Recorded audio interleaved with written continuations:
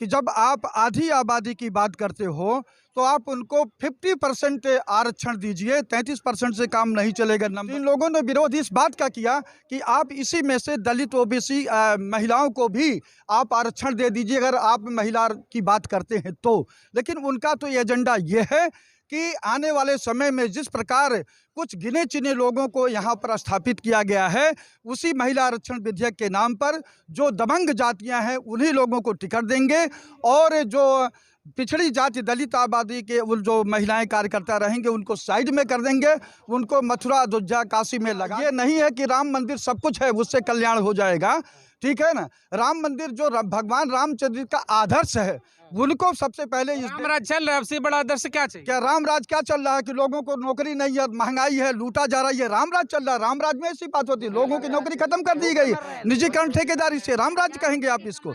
ये तो हाँ, ये तो कुछ ही वर्ग के लोग हैं जो सत्ता की रसमलाई काट रहे हैं और बाकी बहुत बड़ी आबादी को साइड में कर दिया गया, जा करके तुम लोग जहर पियो। भाई कोई अच्छे दिन नहीं आएंगे भैया, जो अभी तक नहीं आएंगे आगे क्या आएंगे। अच्छे दिन नहीं चाहिए हमें ऐसे दिन तो बिल्कुल नहीं चाहिए जैसे अब है। क्या चाहिए? हमारे पुराने दिन लौटा दे। अच्छे दिन नहीं चाहिए? नहीं, अच्छे दिन नहीं चाहिए, ऐसा तो नहीं चाहिए। 15 लाख रुपए नहीं चाहिए, 15 लाख रुपए नहीं सब छोड़ देंगे, पूरा बदले चाहिए, पुराने दिन चाहिए। धर्म की जगह अपनी जगह है, पेट की जगह, रोजी की जगह, बच्चों की जगह अलग है। धर्म से खुश हैं, भूखे मरेंगे, रोजी नहीं होगी तो मंदिर लेके चाटेंगे। मंदिर से खुश है तो जो राम को लाए उनको लाइएगा। वही सचुआ पिसान हरजन ले चढ़ावे, अब मंदिर में घुस न पावे।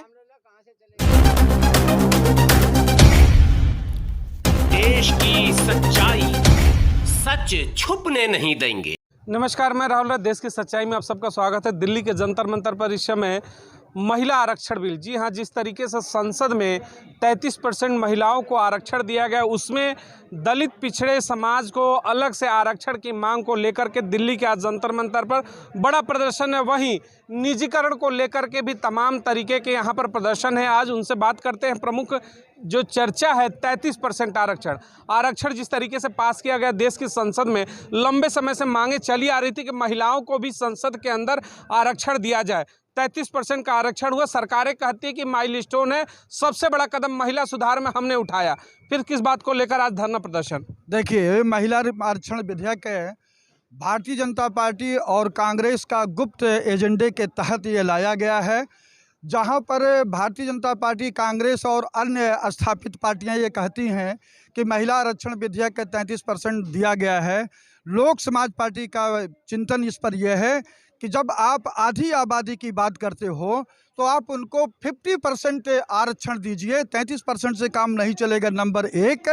और चूंकि आप न्याय की बात करते, आधी आबादी की न्याय की बात करते हैं, तो भाजपा कांग्रेस का छिपा एजेंडा ये है कि इस विधेयक के तहत जो आधी आबादी हैं या उनके लोग हैं उनको गुमराह करके ये कहेंगे कि मैंने आधी आबादी को न्याय कर दिया और उनको ये आरक्षण दे दिया। फैक्ट ये है, उनका छिपा एजेंडा ये है कि जिस तरह से 1952 से लेकर के और 1977 तक जो एक छिपा एजेंडा था, कुछ ही वर्ग के लोग विधानसभा लोकसभा में जाते थे, लेकिन जेपी आंदोलन, राजनारायण का जो आंदोलन था, उसमें बहुत सारे लोग समाजवादी सोच के नेता पैदा हुए, जैसे मुलायम सिंह, शरद यादव, नीतीश कुमार और लालू यादव, रामविलास पासवान जैसे लोग पैदा हुए। इन लोगों ने उत्तर भारत में दबी कुचली जातियों को जगाया और उसमें काशीराम ने भी बहुत बड़ा योगदान किया। तमाम जो नाम लिए मैं बताना चाहूँगा, बिहार यूपी में मैं आ रहा हूँ आपके सवालों पर, उसमें से ही कुछ ऐसे चंद बड़े चेहरे थे, मैं नहीं कहना चाहूँगा, जिन्होंने उस समय महिला आरक्षण का विरोध भी किया था। तो मुखौटे तो कुछ और होते हैं और अंदर से देखे तो कहानियां कुछ और निकलती है। क्या कह रहे हैं? उसमें जो विरोध करने की बात है, विरोध वो इसलिए किए थे कि आप जो है, चाहे वो साझा मोर्चा की सरकार हो या मनमोहन की सरकार हो या वाजपेयी जी की टाइम की सरकार रही हो, जब ये महिला आरक्षण विधेयक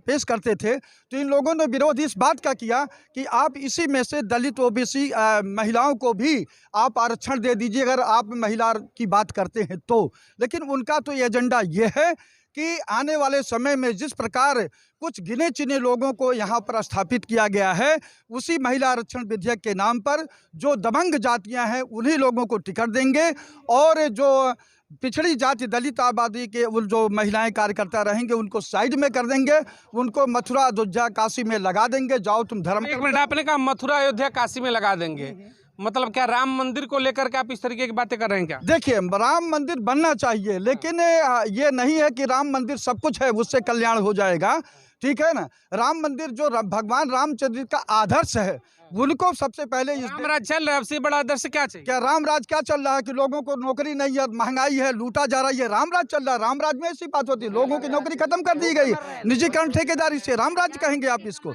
ये तो हाँ, ये तो कुछ ही वर्ग के लोग हैं जो सत्ता की रसमलाई काट रहे हैं, और बाकी बहुत बड़ी आबादी को साइड में कर दिया गया, जा करके तुम लोग जहर पियो। तो आपने कहा कि अयोध्या और उनको मथुरा में लगाएंगे, तो किस में लगाएंगे? क्या नौकरियां दे रहे हैं अयोध्या मथुरा में, क्या किस में लगाएंगे? क्या मकसद ये है कि इनको धर्म कर्म में फंसा देंगे, हिंदू मुसलमान में फंसा देंगे, ताकि इनका जो मेन एजेंडा है वो लागू हो जाए और ये अपने अधिकार के प्रति जागरूक ना हो पावे। आप ये देखिए, 50% का आरक्षण चाहते हैं महिलाओं के लिए संसद में। मैं चाहता हूं कि 50% आरक्षण हो दलितों के लिए और ओबीसी के लिए, लेकिन उसी आरक्षण में जो दलित हैं, ओबीसी हैं, आदिवासी हैं, पसमानदा मुस्लिम हैं, उनके आबादी के हिसाब से आप सीटें निर्धारित कर दीजिए। आपने लिखा है कि जिसकी जितनी हिस्सेदारी उसकी उतनी संख्या भारी, उसकी उतनी हिस्सेदारी। अम्बेडकर ने भी इन तमाम चीजों को कहा और लंबे समय से मांग चली आ रही है। तो क्या लग रहा है कि देश में अब वो समय है कि बहुजन समाज की अगर हम खुलकर बात करें तो लंबे समय के बाद हुकूमत का समय है क्या कि बहुजन के हाथों में सत्ता होनी चाहिए? अब तो जातिगत जनगणना भी हो गई। देखिए, संविधान जो आपका कहता है इसमें जाति धर्म की बात नहीं है, लेकिन संविधान लागू होने के तुरंत बाद जो देश के लोगों ने सत्ता चलाया, उसमें आपको पता होना चाहिए, मंडल कमीशन जब लागू हुआ था और उस समय सुप्रीम कोर्ट में बहस चल रही थी। सुप्रीम कोर्ट में मैं उस समय 5-6 साल का जूनियर एडवोकेट था, मैं उसमें ऑब्जर्व करता था कि उस समय जो एनालिसिस हुआ था कि पिछड़ी जातियों का जो आरक्षण है मात्र उस समय 100 में से 1.5 नौकरी थी। तो यही सत्ता लोग किए, तो आने वाले टाइम पर ये अगर नहीं लोग विजिलेंट रहें तो फिर और भी पीछे कर देंगे।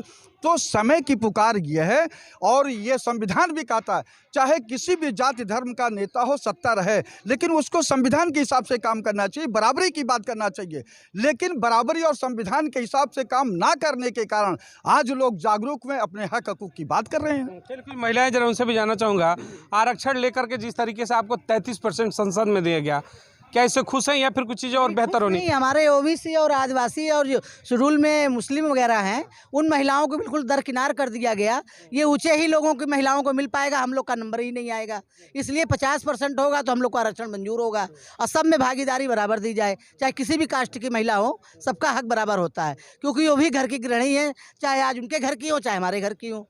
तो गृहिणियों को ये देख करके मुँह देखी जो बातें हो रही हैं, ये न दिया जाए कि पंडित ठाकुर ब्राह्मणों को दे दिया गया, हम लोग ओबीसी लटके रह जाए, हमारी और भी बहनें। ये भी तो क्लियरेशन नहीं कि 33% केवल ब्राह्मणों को दिया जा रहा है। इसमें यह है कि जो सीटें रिजर्व होती हैं अगर महिलाओं के लिए, तो उस रिजर्व सीट में से 33% जाएगा। वो पिछड़ा भी हो सकता है, ओबीसी भी हो सकता है। ओबीसी का नाम ही नहीं है कहीं, इसमें सामान्य का भी तो नाम नहीं है। सामान्य का ही नाम है, कहाँ नाम दिया? क्योंकि उच्च कोटि के लोग ही वहाँ भागीदार कर रहे हैं। 33% बिल में कहीं भी उल्लेख नहीं है कि जनरल के लिए केवल है, जनरल के लिए है।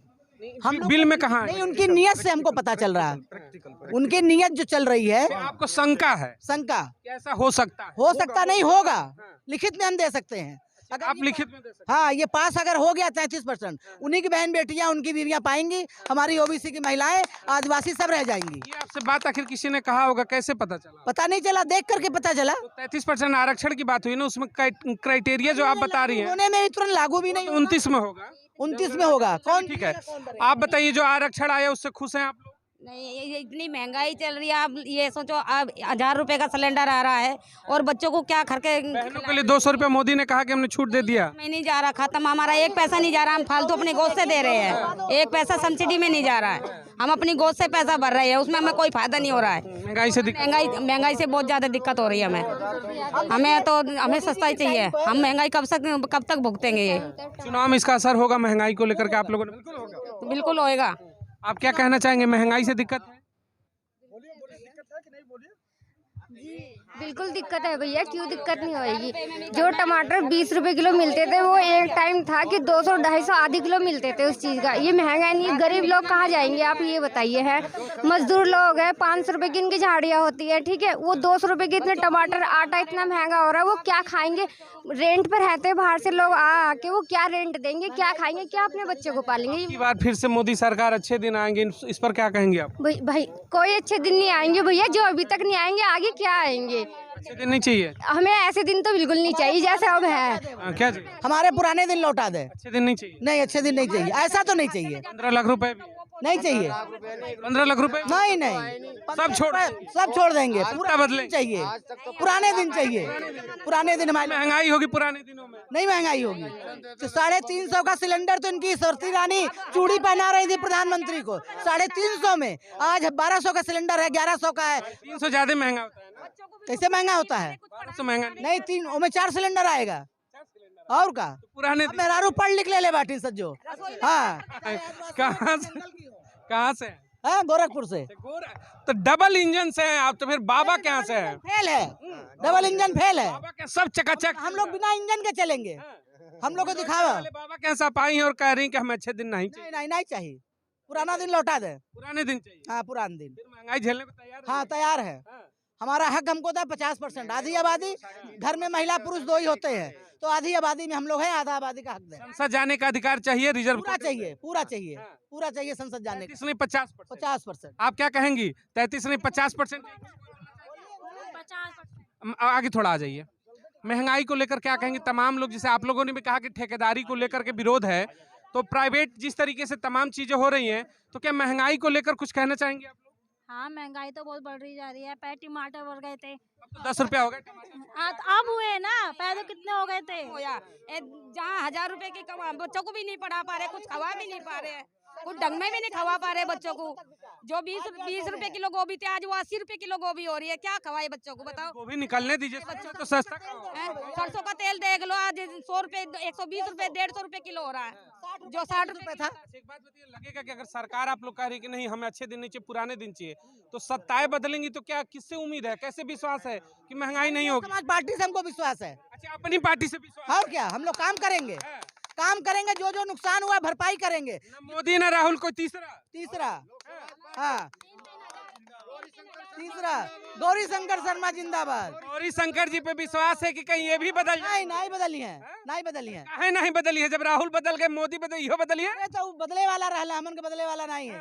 हाँ, ई बुलडोजर पे विश्वास है? बस ये बुलडोजर हमारा चलेगा। अब बाबा वाला पे विश्वास नहीं, बिल्कुल नहीं, वो तो गुंडा राज हो गया। यूपी से एक सवाल उठता है, 80 सीटें, कहते हैं कि अगर सत्ता के गलियारे में जाना है प्रधानमंत्री के, तो रास्ता वहीं से गुजरता है।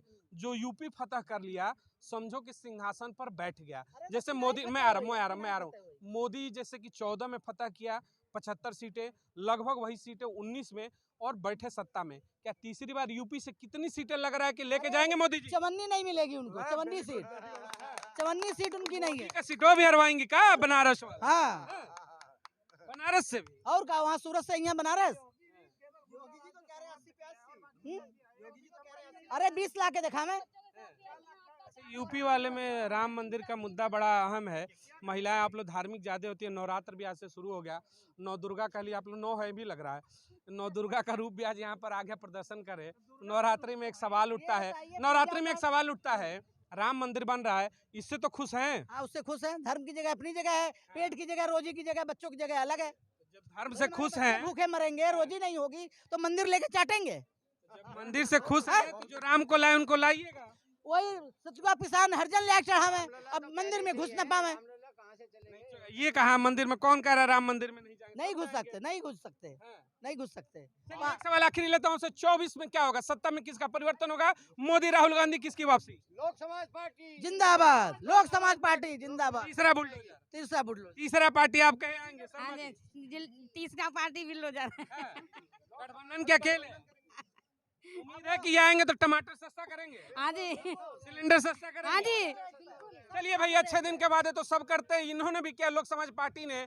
क्या वाकई में ये अच्छे दिन लेकर आएंगे, या फिर सत्ता मिलने के बाद फिर इनके शासन में भी टमाटर 1000 होंगे, सिलेंडर 10,000 होंगे। बड़ा सवाल है, चुनाव में वादे होते हैं, अच्छे दिन के सपने दिखाए जाते हैं, नई पार्टी हो पुरानी पार्टी हो सब कहते हैं कि हम आएंगे तो बेहतर दिन लाएंगे, लेकिन वाकई में क्या जनता के बेहतर दिन है? अपने विचार प्रकट करिएगा। जय हिंद, जय भारत।